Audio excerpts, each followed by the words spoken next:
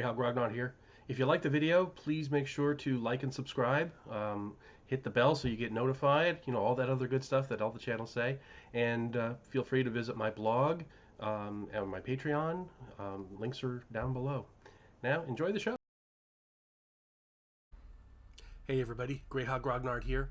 And I wanted to take a little time today to veer away from Greyhawk and gaming specifically for a bit. And I wanted to talk about fandom and my personal journey as a fan. I've been a sci-fi fan for as long as I can remember.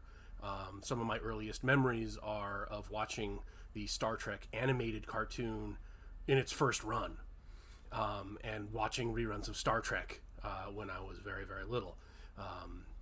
And so just as I remember my mother taking me to 2001: A Space Odyssey when it first came out in theaters. So I have just been a fan forever.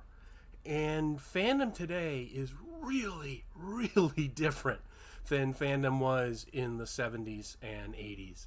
And I just thought I'd talk about that a little bit, reminisce a little. Because remember, back then, we didn't have the cornucopia of stuff that we have today. Obviously, there was no internet. But just in terms of properties that you could be a fan of, in the 70s, there was Star Trek, there was Planet of the Apes, there were individual movies, there were a lot of books that, that generated a lot of fandom. Literary fandom was kind of on the decline after the 60s. Still obviously still there today, but you didn't see as many John Carter fans as you did in decades past. But you had a couple of these things. You had Battlestar Galactica, which lasted for a season, but you didn't really have all these different shows and movies. Nothing comparable to the MCU, nothing like it. So we had to make do with the few little things that we had. And if you wanted to find out what was happening with sci-fi in general, you'd have to pick up a copy of Fangoria, which is a magazine, or Famous Monsters of Filmland, or something like that. And that was the primary way of getting information about what was coming up and things like that. And there were some fan-produced things that were related to properties, like Star Trek. So, for example, I didn't bring one, but there were like fan-produced technical manuals and things like that, other than the real one from Franz Joseph. And there were books. There was like the Star Trek Concordance, which you could get in regular stores, and there were Star Trek books, like how it was made and stuff like that. There were a few novels. There was like Spock Must Die was up there. There was a few. There was Splinter of the Mind's Eye for Star Wars.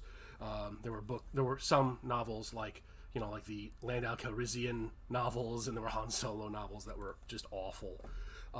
There were comic books and magazines, like Planet of the Apes had its own.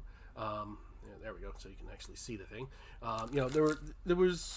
There was some stuff out there, but it was very niche and very hard to find in a lot of cases. You could get this in your local Barnes and Noble or something like that, but as a rule, there weren't stores that specialized it. There were comic book stores, but they were comic book stores. They didn't back then really have that broader inventory of stuff relating to other things. And there were, of course, there's toys and action figures and stuff like that. So but it was all very, it relied a lot on the person who had it. Like when you have an action figure, you're playing with it. You're actually making a new story with your Planet of the Apes action figures or your Star Trek action figures or whatever. I had both. I had a whole bunch of them. So it was a very different time. There was very few ways for fans to talk to each other. There were letter sections in zines and things like that. But it was like Alrams and Excursions was a D&D zine, which is still around, which is just amazing. But it was just very different, and there was so little material that you could base your fandom on, that you kind of grabbed at whatever you could. And there were, in addition to movies, there would every once in a while be a spin-off TV show, which were invariably dreadful. Like the Logan's Run TV show, or the Future World TV show, which I think lasted like 3 episodes. And it was like, there were shows like The Man from Atlantis, which lasted a couple of seasons, and there was Buck Rogers in the 80s, but none of it really was anywhere close to what it was today. And I think much as I love being in the golden age of fandom today, I do think that we've lost a little something. It's it's because there was so little material, and you kind of had to learn to just grab whatever you could find, and it just existing was good enough. It didn't have to be great content. There was tons of Star Trek fanzines, which were basically just stories, people writing their own stories about Kirk and Spock and McCoy and so forth. Some people would write them about other ships, and some people would insert themselves into it. And then there was the fringe of slash zines. If you don't know what they are, you're lucky. So you kind of had to just be a gourmand and take whatever was on the table, rather than today, where there's this bewildering variety of shows and movies that you can like, and there's comic books, and there's all kinds of different things that you can pick and choose from. Today, you can say, "Oh, I'm a Star Trek fan," or "I am an MCU fan." You can actually be an MCU fan without being a DC fan, which was in the 70s, which is inconceivable. You were a fan, and that was it. You if you liked sci-fi, you liked all of it, and you would watch Godzilla movies on Saturday afternoons, and you'd watch Star Trek at 5 o'clock after Beat the Clock. It was just, you would take whatever you could get.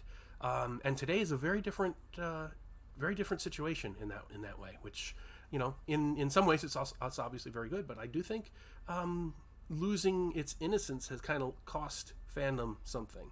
There was conventions were very, very different, usually much smaller.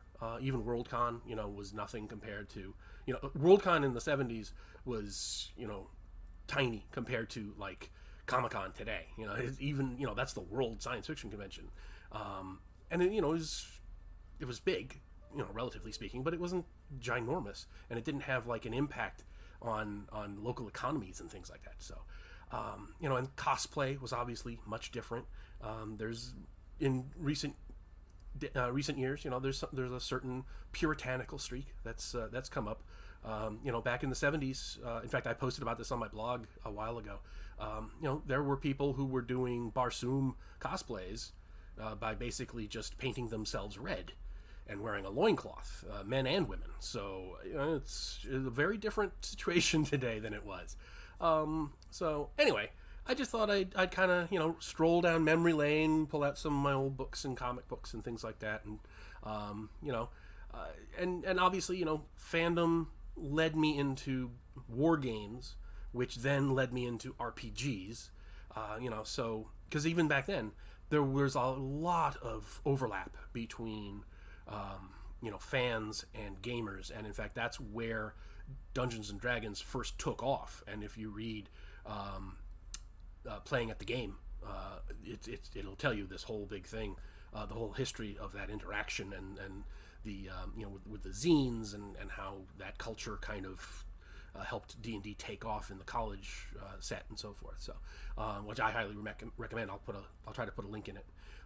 So I just wanted to kind of do that, do that little retrospective, and of course because it's going on right now, I have to plug my Kickstarter, which is a pair of books for first edition or OSR role-playing games, which is gives you all kinds of new classes and races and magic and monsters and everything like that. I will put that link also in the description. So anyway, I'd love it if you guys could share some of your early memories of fandom. It doesn't have to, even if it wasn't in the 70s or the 80s. How do you think fandom has changed over the years? since you first entered into it. I'd love to hear some of your reminiscences. I'd love to hear you reminisce about your own experiences in fandom. So, anyway, hope this has been kind of an enjoyable little diversion for you. Hope it's brought up some memories of childhood or high school. And hey, please give me your thoughts in the comments. Thanks.